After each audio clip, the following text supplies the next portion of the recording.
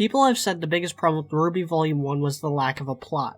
They're not wrong per se, but the lack of a plot is a symptom of a greater problem. Volume 1 has no character. It has characters, but there's no consistency, very little interaction, and nothing to get us invested in their lives until the very end of the volume. So here are 10 cringy scenes from RWBY Volume 1 that should have been overhauled if the volume were to have worked as advertised. And it all starts at the very beginning. Now, usually I'm in the minority and I don't mind this kind of exposition, and to be perfectly honest, I go back and forth whether this was an effective way to begin the story. Then I remember that there were 4 trailers that already introduced us to monsters, machines, thugs, and over-the-top weapons, and I realized this exposition dump was pointless. Dust is better off shown rather than told. Its influence on civilization never comes into play because nobody ever worries about staying supplied. The Grimm have no logical effect on how the kingdoms are run. Their presence in the series is minimal. There's little to no political intrigue in the series, and what little bit of information we do get is better explained and more relevant in later scenes. This was a ham-fisted way to explain what didn't need to be explained up front.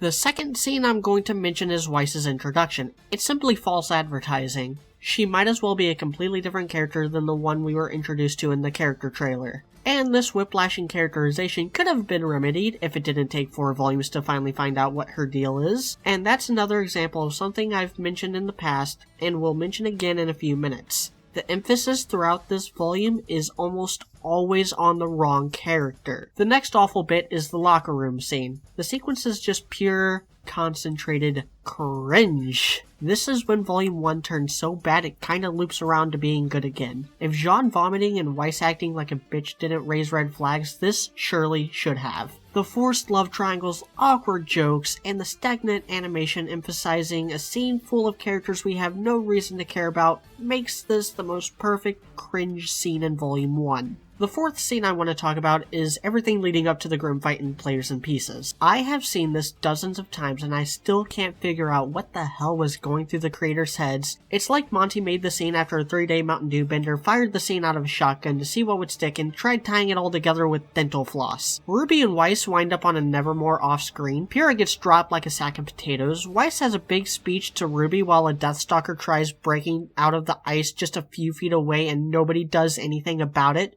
Yang gets the worst line delivery in the volume, and if not for Nora and Ren, this scene would be completely unsalvageable because at least they clue us into the fact that Monty was purposely taking the piss in this episode. The fifth scene comes in the middle of the Jean arc, and it's the introduction of Velvet. This is another example of the emphasis always being misplaced. This 4-week stretch is focused on Jean and not our titular characters, and then the focus is taken off of him to introduce the racism subplot. Now, not only is racism a theme that is far beyond anyone at Rooster Teeth's depth as writers, but this isn't even a good example. Carden is, and I quote, like that to everyone.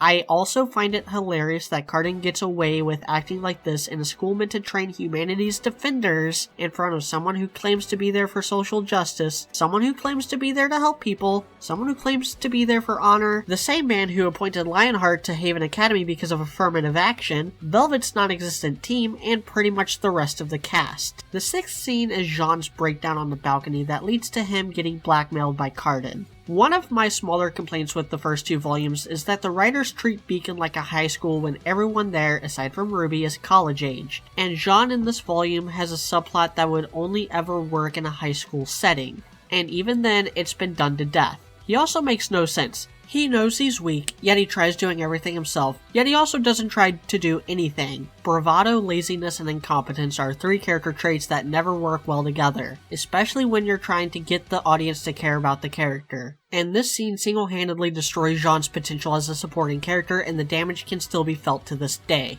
The 7th scene is the most inconsequential on the list. I can sum up all my problems with the scene in one sentence. More accurately, a question. How did Jean get 6 syrup jars in the time it took most of the characters to just get 1 jar? Call it a petty grievance, but that always bugged me. Well, that and the fact that this sequence is an extension of everything wrong with the previous episode and Jean's character as a whole. The 8th scene is another one that is really simple.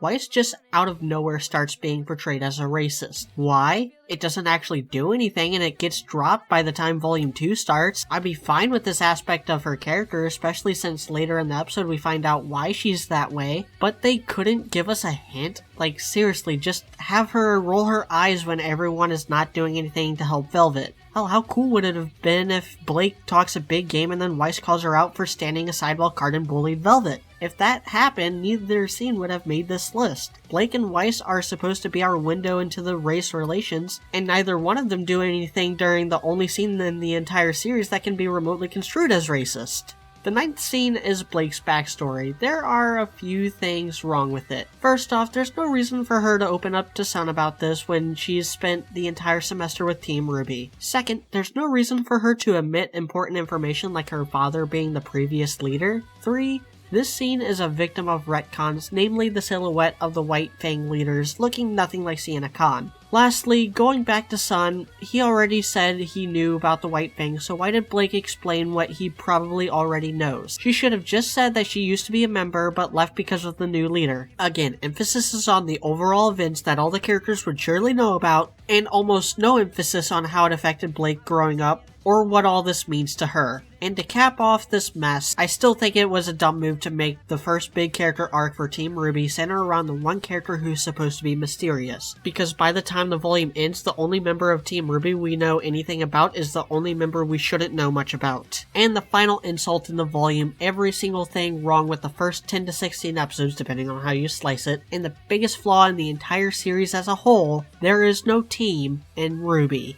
The first volume is supposed to be about the team coming together. The last 2 episodes are supposed to be about Team RWBY growing together with Weiss and Blake at the center of the rift. Yet Weiss and Yang are nowhere to be seen in the final battle, and all RWBY does is get shot by Torchwick. This should have been the moment where, through actions instead of words, Weiss and Blake come together and defeat a mutual enemy. Instead, emphasis is put on Sun and Penny, 2 characters that wouldn't be relevant until much later. If not for the admittedly good choreography, this episode would still be the worst volume finale. Yes, worse than Breach, worse than Haven's Fate. This is the absolute worst thing RWBY could have done for a finale to its first volume, and they did it without batting an eye. I can only ever see Volume 1 as a massive disappointment. A husk of wasted potential that would only be surmounted by the abysmal Volume 5, but it wasn't without its share of good moments. I'm Mediocrity 4. Next time, I'll end off this retrospective series with the 10 good scenes from Volume 1.